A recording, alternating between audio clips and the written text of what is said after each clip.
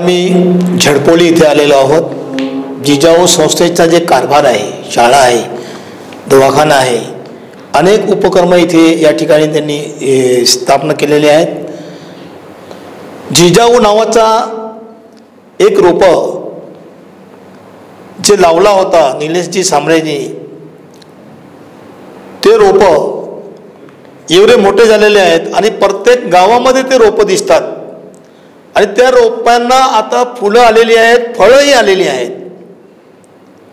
आज जिजाऊचा जे कार्य आहे, पालघर जिल्हा, ठाणा जिल्हा आणि पूर्ण रत्नागिरीपासून तर प्रत्येक कोकणामध्ये त्यांचं कार्य आहे। आज ते आरोग्य, शिक्षण तसेच वेगवेगळे उपक्रम या ठिकाणी ते राबवतात। आज आमचे सोबत ते आहेत, त्यांचा प्रथम विकास समाचारमध्ये स्वागत आहे। नमस्कार सर। सर, जे तुम्ही जिजाऊ नावाचा जे रोपं लावला होता आणि त्या रोपांना आता फुलं आलेली आहेत, जे विद्यार्थ्यांच्या स्वरूपामध्ये ह्या ठिकाणी विद्यार्थी घडतात, आज अनेक पदवीधर झालेले आहेत, तर ही कल्पना तुमच्या मनामध्ये कशी आली आणि तुम्ही काय एवढा मोठा उपक्रम राबवला, काय बोला याबद्दल? नमस्कार। मी भिवंडी येथे कॉलेजला होतो। भिवंडीमध्ये कॉलेजला जात असताना इथनं वाटायचं कधीतरी का भिवंडीचे विद्यार्थी आपल्या गावामध्ये शिकले पाहिजेत। जेव्हा व्यवस्थित आपल्याला 2 पैसे येतील, आपल्या कुटुंबाव्यतिरिक्त जे धन आहे ते धन समाजाच्या शिक्षणासाठी, आरोग्यासाठी लागलं पाहिजे, स्वयंरोजगारासाठी लागलं पाहिजे। त्या दृष्टीने ज्यावेळेस एक वेळ माझी परिस्थिती व्यवस्थित झाली, 2008ला आम्ही जिजाऊ संस्थेची निर्मिती केली। परिस्थिती व्यवस्थित झाल्यानंतर पहिल्यांदा ब्लाइंड स्कूल काढली, नंतर CBSE स्कूल केली। कारण आपल्याला स्पर्धा परीक्षेतून जर अधिकारी घडवायचे आहेत तर इयत्ता 8वी ते 12वीचा जो MCRTचं बुक्स असतात, ते बुक्सचा स्टडी केल्यानंतर अधिकारी व्हायला लवकरात लवकर मदत होते। त्या दृष्टीने CBSE स्कूल झाली पाहिजे। त्याचबरोबर मी ठाण्यात 2003-04 मध्ये राहत असल्यापासून मला माहिती आहे का श्रीमंतांची मुलं फक्त सिंगाण्यासारख्या स्कूलला जातात, मग गरिबांच्या मुलांनाही शिकण्याचा अधिकार, शेतकऱ्यांच्या, शेतमजुरांच्या, आदिवासींच्या, दलितांच्या, सर्व आगरी, कोळी, कुणबी सर्वांच्या मुलांना शिकण्याचा, मुसलमान मुलांनाही शिकण्याचा अधिकार आहे। आणि शिक्षण सरकार देईल तेव्हा देईल, आपणही या देशाचे नागरिक आहोत भारताचे, त्यामुळे आपली ड्युटी आहे का अतिरिक्त धन हे सडवण्यापेक्षा ते पेरलं पाहिजे आणि ते पेरल्यानंतर आज ते उगवायला लागलेले मोठ्या प्रमाणामध्ये। आज आपली CBSE स्कूलमध्ये, एकट्या झडपोलीची CBSE स्कूलमधून दरवर्षी 4 ते 5 मुलं MBBSला जातात, IITला मुलं जातात, मुली चांगल्या गेलेल्या आहेत गरीब घरच्या। एवढ्यावर न थांबता VJTI सारख्या इंजिनिअरिंग कॉलेजला आपल्याकडची मुलं जातात, जिथे उद्या गव्हर्नमेंट मेडिकल कॉलेज सोडून प्रायव्हेटला विद्यार्थ्याचा नंबर लागतो, तर प्रायव्हेटलाही आपण त्याची फीची व्यवस्था करतो, परंतु विद्यार्थी शिकला पाहिजे हा एकच दृष्टिकोन आहे। याच विद्यार्थ्यामधून अधिकारी घडले पाहिजे, त्या दृष्टीने इयत्ता 9वीपासूनच आपण फाउंडेशन क्लासेस चालू केले स्पर्धा परीक्षेचं। याच विद्यार्थ्यातून CA क्षेत्रामध्ये आपले विद्यार्थी गेले पाहिजे, त्यामुळे CAचं फाउंडेशन आपण चालू केले, कॉमर्समध्ये चालू केलेले। याच विद्यार्थ्यामधून लॉ करून पुढे वकील होऊन पुढे जजेस झाले पाहिजे, न्यायमूर्ती झाले पाहिजे, ज्यांच्याकडे खरीखुरी सत्ता आहे। आपल्या जिजाऊचं स्वप्न खूप मोठं आहे का 350 वर्षापूर्वी माँसाहेब जिजाऊंनी छत्रपती शिवाजी महाराज नावाचं बीज लावलं आणि ते बीज पूर्ण विश्वामध्ये आज वंदनीय आहे। त्या दृष्टीने आपल्याला ही जिजाऊचं रोपटं हे विश्वामध्ये पोहोचलं पाहिजे, त्या दृष्टीने काम सुरू आहे। विद्यार्थी चांगल्या प्रकारे अभ्यास करतात। आज बघायला गेलं तर महाराष्ट्रातल्या विविध जिल्ह्यातील विद्यार्थी इथे गुण्यागोविंदाने अभ्यास करतात, मन लावून अभ्यास करतात। इथेच पोलीस अकॅडमी, त्यातनंही अनेक अधिकारी जन्माला येतात। आपल्या संस्थेचा महत्त्वाचा विषय हा आहे साहेब का आपल्याकडे आई वडील नसलेला मुलगाही IPS झालेला आहे। आपल्याकडे जे हजारो विद्यार्थी नोकरीला लावले त्यातील 70% विद्यार्थ्यांना बाबा नाही आहेत, अशा विद्यार्थ्यांनी नोकरीला लागलेले आहेत। आपल्याच या कॅम्पसमधनं भाजी विकणाऱ्या ताईची मुलगी पोलीस झालेली आहे, वीटभट्टीवर जाणाऱ्या काम करणाऱ्या व्यक्तींची मुलगी अधिकारी झालेली आहे। अशा प्रकारे संस्था काम करते इथे झडपोलीला। सर, आता पुणे आहे, त्याच्यानंतर रत्नागिरी आहे, सिंधुदुर्ग आहे, या परिसरात बरेच मोठे मोठे नेते आहेत, नेते पुढारी आहेत सर, पण मी ऐकलेलं आहे का आपल्या या शाळेमध्ये त्या परिसरातले विद्यार्थी शिकतात, मग हे जे नेते पुढारी मुख्यमंत्री होऊन गेले त्या परिसरातले, त्यांनी काय तिथे शाळेसाठी काय केलं नाही का? त्याची काय मला माहिती नाही. मी काय म्हणतोय की आम्ही या देशाचा नागरिक म्हणून विदाऊट स्वार्थाने काहीतरी करता आला पाहिजे. माणूस काय म्हणतो की मीच नगरसेवक, माझा भाऊ नगरसेवक, माझी बायको नगरसेविका, माझ्या भावाची बायको नगरसेविका, त्या पद्धतीने आमदारकीच्या गोष्टी असतात, त्या पद्धतीने खासदारकीच्या असतात, त्या पद्धतीने मंत्रिपदाचे असतात. तर या सगळ्या गोष्टीला छेद दिला पाहिजे.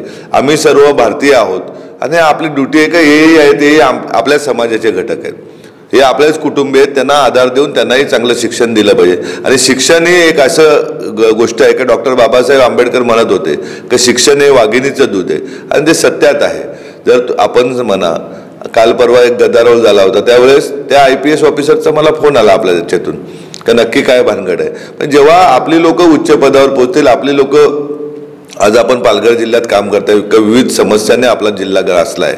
का अनेक समस्या आहेत, का देरजा प्रकल्प, वावर वांगणीमधील बालमृत्यूकांड, दररोज आपल्या जिल्ह्यातील 3 अपत्ये मरण पावतात, दर 15 दिवसांनी एक ताई मरण पावते डिलिव्हरी जात असताना पुढं. हे सगळं चित्र बदलायचं असेल किंवा बुलेट ट्रेनचा विषय आपण बघताय का जागा कुणाच्या कमिशन कोणी खाल्लं, बडोदा एक्सप्रेसवेचा तुम्ही रोजच बघताय कशा पद्धतीने अधिकारी लोकांनी लूट लावलेली, का शेतकरी राहिला बाजूला, कमिशन खाणारे आमचे राजकारणी मंडळी आणि अधिकारी, आणि त्यांनी काय परिस्थिती ज्यांच्यावर भरोसा ठेवतील ते कुठलाही पक्ष संघटना तेही तिथे एजंट म्हणून काम करतात. हे सर्व गोष्टी बदलायच्या असतील तर निस्वार्थपणे विद्यार्थ्यांना शिक्षण दिलं पाहिजे. जे आपण पेरू तेच उगवणार आहे. यांच्याबद्दल काय स्वार्थ बघितला, पैसा ठेवला तर नक्कीच ही पिढी आपल्याला पाहिजे तशी नाही होणार. परंतु विद्यार्थ्यांशी आपण बोला का कुठल्याही विद्यार्थ्याला एकही रुपया खर्च न देता, एकही गोष्टीची कमतरता नाही आहे. आज या मुली बसलेल्या समोर आपल्या तळ हाताच्या फोडासारखं, जेवढे माझ्या मुलीची केअर होते तेवढ्याच या मुलींची केअर घेतली जाते, मुलांची केअर घेतली जाते. जेव्हा गोरगरिबांचा मुलगा अधिकारी पदावर जाईल, न्यायव्यवस्थेमध्ये जाईल, CA होईल किंवा प्रशासनामध्ये किंवा सामाजिक कार्यकर्ता होईल, तेव्हाच या देशामध्ये स्वातंत्र्य मिळालं असं मला तरी वाटेल. आज आपण पाहतोय का जातीभेद, धर्मभेद याच्यामध्ये आपण अडकून गेलेलो. मुख्य गरज काय? शिक्षण. शिक्षण दिल्यानंतर आपण कलेक्टरला कधी जात विचारतो का तू कुठल्या जातीचा आहे? आपण कधी डॉक्टरला विचारतो का तू कुठल्या जातीचा आहे, कुठल्या धर्माचा आहे? या सगळं बंद करायचं असेल तर महत्त्वाचं शिक्षण दिलं पाहिजे. आणि आपलं फोकस आहे साहेब, किमान दरवर्षी 40 विद्यार्थी इथनं डॉक्टरकीला म्हणजे MBBSला एम्सपासून मेडिकल कॉलेजला जातील. हा दृष्टिकोन येत्या 2 वर्षामध्ये तुम्हाला बघायला मिळेल. किमान 40 विद्यार्थी IITला गेले पाहिजे. ITI खूप केला आम्ही, गावोगावी ITI करून वेल्डर झालो, इलेक्ट्रिशियन होतो. IITला आपले विद्यार्थी गेले पाहिजेत, पुढे IIM झाले पाहिजेत का जेणेकरून आपल्याला आनंद वाटेल. काही मटनवाला खाटकाची मुलगीही आपण IITला पाठवलेली आपल्या कॉलेजमधून. आपल्याला आनंद वाटेल का ज्याला वडील नाही तो मुलगाही आपण MBBSला पाठवलेले. असे ज्याला आदिवासी गरीब मुलगा आहे ज्यांनी यूट्यूबवरती अभ्यास करून नीटचा नंबर लागला त्यालाही आपण फी भरून आदिवासी कोट्याशिवाय त्याला MBBSला पाठवलेले. एक SC समाजाची मुलगी तिलाही MBBSला पाठवले. जेव्हा गरिबांची मुलं शिकतील तेव्हाच देशाला स्वातंत्र्य मिळेल एवढं नक्कीच. अच्छा, जेव्हा गरिबीचे मुलं शिकतील तेव्हा देशाला स्वातंत्र्य मिळेल असं निलेशजींचं म्हणणं आहे. आणि खरी बात आहे, त्यांनी खूप मोठं इथे कामगिरी केलेली आहे. सर, तिसरा प्रश्न माझा असा राहणार आहे तुम्हाला की आरोग्यासंदर्भात तुम्ही जे इथे डॉक्टर उपलब्ध केलेले आहेत, तुमचा स्वतःचा दवाखाना आहे आणि आज बरेचसे जे लोक ज्यांची ऐपत नाही पैसे खर्च करून ऑपरेशन करायची, शस्त्रक्रिया करायची, ते अनेक लोक इथे येत आहेत. तर त्यांची जी तुम्ही सेवा देत आहेत ते कशा पद्धतीने देतात? शिक्षण सेवा, आरोग्य सेवा ही देवाची सेवा आहे. म्हणजे तुम्ही कुठल्याही धर्माचं म्हणा, ती देवाची सेवा आहे आणि ती सेवा डोळे बंद करून केली पाहिजे. मी ठाण्यामध्ये राहत असताना सांगतोय का आनंदिगे साहेब होते त्यावेळेस किंवा पूर्णेकर साहेब, बाळकृष्ण पूर्णेकर साहेब असताना आमच्या भागातील कुठल्याही समस्यांना इलाज व्हायचा का डॉक्टर पेशंट झाला, हे झालं. आजची परिस्थिती आपण पाहतो का भिवंडी बायपास ते दिवा इतकी ट्रॅफिक असते का माणूस ठाण्याला पोहोचूच शकत नाही. मुरबाडचा राहू दे, शहापूरचा राहू दे, भिवंडीतला राहू दे. मग आपण एका लेवलला आल्यानंतर दवाखाना इथे चालू केला. आपला जिल्हा विभाजन झालं साहेब 2014ला. आज तागायत जिल्ह्यामध्ये सिव्हिल रुग्णालय नाही. मग अशा वेळेस या जिल्ह्यामधील कुपोषणाचा प्रश्न महत्त्वाचा आहे. माता मृत्यूंचं प्रमाण मोठ्या प्रमाणात आहे. त्याचबरोबर अनेक आजाराने त्रासलेले लोक आहेत, महिलांसाठी विविध आजार होतात, त्यासाठी महिला डॉक्टर झाल्या पाहिजेत. आज आपल्या रुग्णालयामध्ये जाऊन बघा का MD फिजिशियन आहे, MD गायनाईक आहे, त्याही लेडीज आहेत, MD पिडियाट्रिशियन आहेत, सर्व डॉक्टर आहेत, तज्ज्ञ डॉक्टर आणलेले आहेत, इथे राहण्याची व्यवस्था केलेली आहे. जेव्हा या मुलातून डॉक्टर होतील तेव्हा मला गरज नाही लागणार बाहेरून डॉक्टर आणायची. जेव्हा 40 डॉक्टर आमचे तयार होतील तेव्हा 10-10 डॉक्टर आम्ही ठेवून देऊ इथे. परंतु आज गरज असल्याने आपण बाहेरून डॉक्टर आणलेत. आणि अगदी आपल्याला सांगतोय का काल परवा एक गंजाडमधील ताई होत्या 55 वर्षाच्या, का त्यांची तब्येत पण वीक होती, अगदी 55 किलो वजन असेल त्यांना, 50-55 किलो. त्यांच्या पोटामध्ये 6 किलो वजनाची कॅन्सरची गाठ होती. त्या गाठीची शस्त्रक्रिया आपल्या रुग्णालयात झाली. म्हणजे कुठलाही रुग्ण आला तर तो रुग्ण बरा होऊनच गेला पाहिजे, हा एकच दृष्टिकोन आपला आहे. आज आपल्याला सांगायला आनंद वाटेल का भिवंडीतील म्हणा, ठाण्यातील म्हणा, विविध तालुक्यातील अनेक रुग्ण या आपल्या रुग्णालयात येतात. दोन्ही जिल्ह्यातील मेडिकल कॅम्पमधून दररोज आपले मेडिकल कॅम्प चालतात, किमान 2 ते 3 मेडिकल कॅम्प, आणि झडपोलीची OPD 300ची किमान असते. या दोन्ही जिल्ह्यामधून 1500 रुग्णांची तपासणी दररोज जिजाऊ करते, गेले 10 वर्ष झाले. आणि त्याच्यातून निघालेले रुग्ण मग डोळ्याचं ऑपरेशन राहू दे, अप्रेंटिसचा राहू दे, अल्सरचा राहू दे, कॅन्सरचा राहू दे, दाताची ट्रीटमेंट राहू दे, जो आजार निघेल तो माझ्या कुटुंबातील व्यक्तीचा आजार आहे ते समजून त्याला पूर्ण बरं केलं जातं आणि निस्वार्थपणे सेवा केली जाते. ती आपण बघा, कुठल्याही रुग्णाला विचारलं 10 रुपये तरी दिलं. आज महिलांच्या सिझरची व्यवस्था आपण केलेली आहे. अगदी कल्याणमधून ताई आली होती, कालच एक व्हिडिओ बघितली. विविध तालुक्यातून महिला येतात. ठाण्याच्या एका रिक्षावाल्यांची मिसेस आली होती, त्याही इथे सिझर झालं. महापोलीतून एका आमची मुसलमान ताई होती, तिचे सिझर इथं झालं. का विविध जिल्ह्यातून ज्याच्याकडे पैसे नाही त्याला उपचार झाला पाहिजे. सरकार करेल तेव्हा करेल, आपली ड्युटी, आपण देशाचे नागरिक आहोत. सरकार काय करतं आपण माहिती आहे. निवडणूक आली तर 1947 पासून गरिबी जाईल, श्रीमंत येईल, पण ते काही तसे येत नाही. जेव्हा गरिबांना चांगली आरोग्याची व्यवस्था येईल, त्यांच्या मुलांना चांगलं शिक्षण मिळेल, ते जेव्हा उच्च पदावर जातील तेव्हा या देशाची गरिबी दूर जाणार आहे. आणि जिजाऊचे 2च स्वप्न आहेत, या देशातील नव्हे तर आपल्या राज्यातील तरी, का कुठलाही रुग्ण उपचाराशिवाय दगावता कामा नये आणि कुठलाही विद्यार्थी शिक्षणापासून वंचित राहता कामा नये. त्याला शिडी देण्याचं, त्याला हात देण्याचं काम तुमचं आमचं आहे. का उद्या ज्याला पोलीस कॉन्स्टेबल व्हायचं त्याला PSI आपण बनवलं पाहिजे, ज्याला PSI बनवायचं आहे त्याला आपल्याला ACP बनवलं पाहिजे, आणि ज्याला ACP बनण्याची बुद्धी त्याला आपल्याला IPS करायचं आहे. प्रत्येक क्षेत्रामध्ये आपल्याला आपला माणूस गेला पाहिजे, तोही निस्वार्थपणे. म्हणजे अगदी आपल्याला सांगतो का कुठल्याच विद्यार्थ्याच्या पेढा यावा का त्यांनी मला थँक्यू सांगावं, एवढी आपल्या अपेक्षा नाही. जरी हजारो विद्यार्थी लागले असतील तरी. मुंबई महापालिकेची भरती होती, असेच मुली लग्न झालेल्या लेडीज होत्या, 250-200 विद्यार्थी असतील. असंच उद्घाटन होतं. मी सांगितलं 100 विद्यार्थी नोकरीला लागले पाहिजेत. त्या टीचर्स लोकांनी बाजूला घेतलं, आपा कसे काय एवढ्या याच्यातून लागतील. म्हटलं लागतील ना. मग त्यांनी सांगितलं की तिथे 6 पेन्सिलनी पेपर लिहिले जातात आणि मग सेटिंगवाले लोक पास केले जातात. मी आदरणीय मुख्यमंत्री महोदयांना, उपमुख्यमंत्री देवेंद्र फडणवीसांना भेटलो, त्यांना पत्र दिलं की ही सिस्टीम बंद करा. त्यांनी तात्काळ चलला सांगून पेनने सिस्टीम चालली. आज 109 विद्यार्थी त्या मुंबई फायर ब्रिगेडला लागले.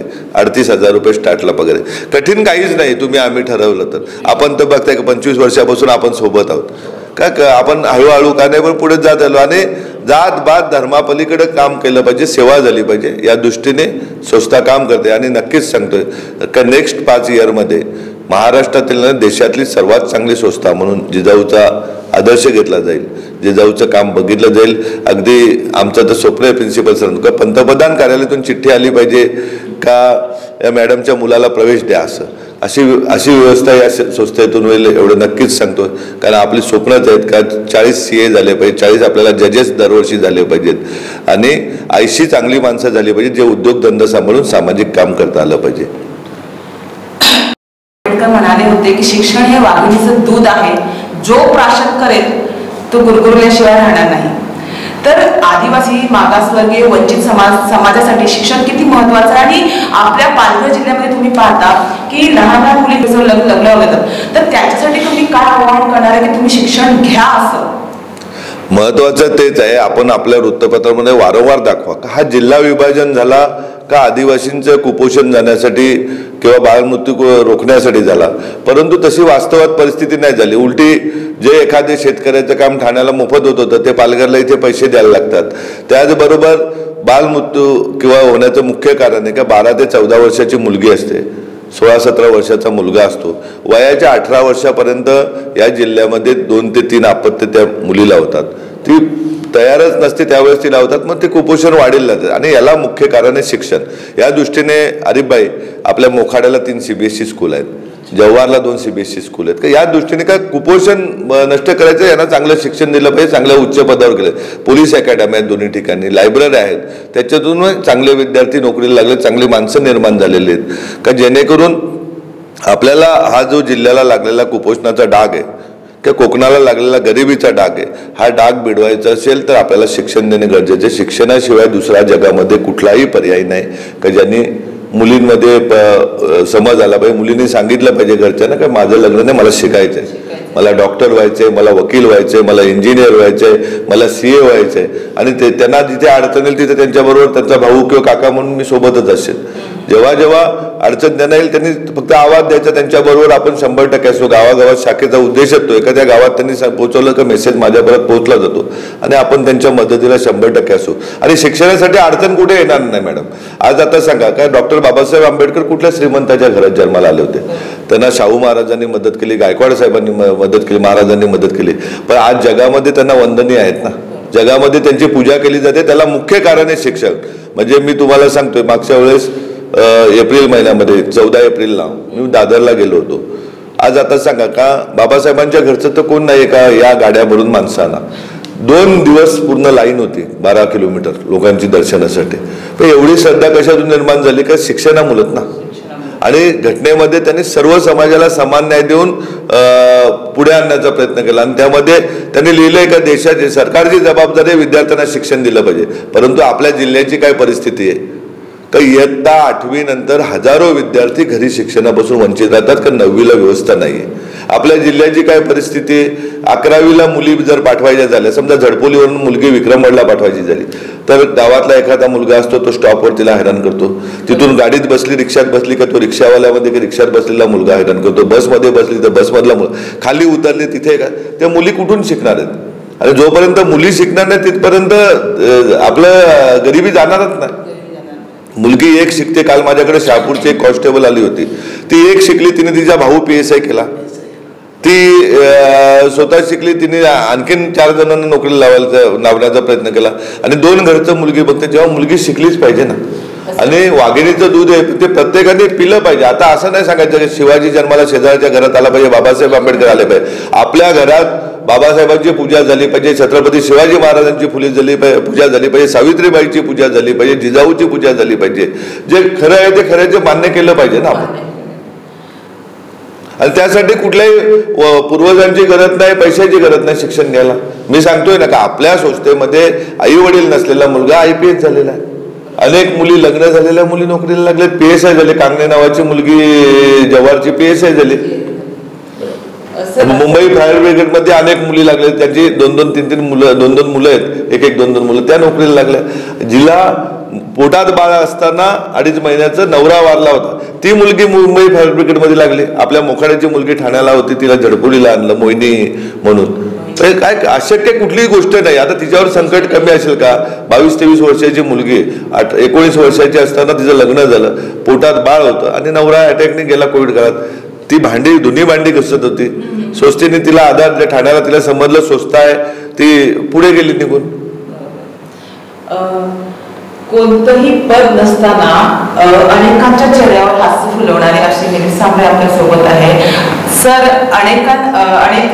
मला तरी असं वाटतं अनेक जण तुमची प्रेरणा घेत आहेत, कारण की तुमच्यासारखं अनेक मुलांना असं वाटतं निलेश सांबरे सरांसारखं मी व्हावं, असं पण लोकांना काही मुलांना वाटत असेल. तुम्ही कोणाची प्रेरणा घ्या, तुमच्या मनामध्ये कोणाचा आदर्श आहे? जिजाऊ छत्रपती शिवाजी महाराज, डॉक्टर बाबासाहेब आंबेडकर, माझे आई बाबा, ज्यांनी मेहनत करून मला शिकवलं. आमच्या पण गरीब वडील ST मध्ये कंडक्टर होते, आई शेती करायची. त्या परिस्थितीमध्ये सकाळी 5:45 वाजता मला रोज आई सोडायची. म्हणजे इथनं मी भिवंडीला जायचो. आणि परिस्थिती बघितली आहे का, जोपर्यंत आपण शिक्षण घेत नाही तोपर्यंत दिशा बदलूच शकत नाही. या गावामध्ये एकटा भिवंडीला मी जाणार होतो म्हणून गावाचं नाव आज मान झालं. आपल्याला सांगायला आनंद वाटेल, बाजूचा पाडा आहे थापडपाडा म्हणून. किंवा गावामध्ये घरोघरी आमच्या दारू विकली जायची. ज्या दिवशी जिजाऊची मुहूर्तमेढ झाली तर गावात दारू पितेही कोण नाही. विकणे तर जाऊ दे, पिणे जाऊ दे. नाही तर लेडीज पण समाजामध्ये जेंट्स आणि लेडीज सर्व दारू पित होते. सर्व बंद झालेलं आहे. ही सुधारणा आहे. आपल्याला बघायचं असेल तर वाड्याला ग्रीन पार्क नावाचं हॉटेल आहे की जे लॉजिंग बोर्डिंग होतं. आजही 10 लाख रुपये महिन्याला आपल्याला मिळू शकतात. तिथे आपण लायब्ररी चालू केली. लायब्ररीतनं 48 विद्यार्थी शासनाच्या विविध पदावर नोकरीला लागले. तिथे मुलींसाठी नर्सिंग चालू केले, वेल्डिंग चालू केले, इलेक्ट्रिशियन चालू केले, महिलांसाठी शिलाई मशीन चालू केले, मेहंदी क्लासेस चालू केले. चांगलं करू शकतो ना आपण ठरवलं तर चांगलं करू शकतोय. जन्माला आपण एकटा आलोय, जन्माला गरिबाच्या घरात जन्माला आलो, पण मरताना तर आपण चांगला माणूस म्हणून मरू शकतो. आणि असं काम केलं पाहिजे मॅडम का या गावामध्ये मी सरपंचही होऊ शकत नाही, या विधानसभामध्ये मी आमदार होऊ शकत नाही, या लोकसभेत खासदार होऊ शकत नाही. याच्या पलीकडे काम केलं जातं. आणि माझं तर म्हणणं आहे की राजकारणात मिळालेली पदं ही समाजाच्या खरीखुरी सेवा डॉक्टर बाबासाहेब आंबेडकरांना अभिप्रेत असलेली सेवा झाली. आज देशात पंतप्रधान कोण किती झाले त्याला कोण विचारत नाही, पण डॉक्टर बाबासाहेब आंबेडकरांना देश जग मानतंय. छत्रपती शिवाजी, आपल्या देशामध्ये हजारो राजे झाले, पण छत्रपती शिवाजी महाराजांचं नाव जगामध्ये, जो चांगलं करेल त्याचं नाव जगामध्ये 100% होईल. खरोखरच निलेश सांबरे यांनी जे आरोग्य शिक्षणासाठी जे काम केलेलं आहे त्यांचा तो प्रवास आहे तो थक्क करणारा आहे. आणि जगाला प्रेम अर्पावे तुकडोजी महाराजांचे हे शब्द आहे. आणि खरोखरच जगाला प्रेम अर्पण करण्याचा त्यांनी जो हा ध्येय निश्चय केलेला आहे तो खरोखरच अप्रतिम आहे, अविश्वसनीय आहे. आणि इतकं मुलांना ते शिक्षण देत आहेत म्हणजे हा त्यांचा प्रवास खरोखर थक्क करणार आहे. आणि आज आपल्यासोबत त्यांनी छोटीशी चर्चा केली त्याबद्दल त्यांचं खूप खूप धन्यवाद. आणि त्यांना पुढच्या वाटचालीसाठी आमच्या विकास समाजाकडून खूप खूप शुभेच्छा. थँक्यू.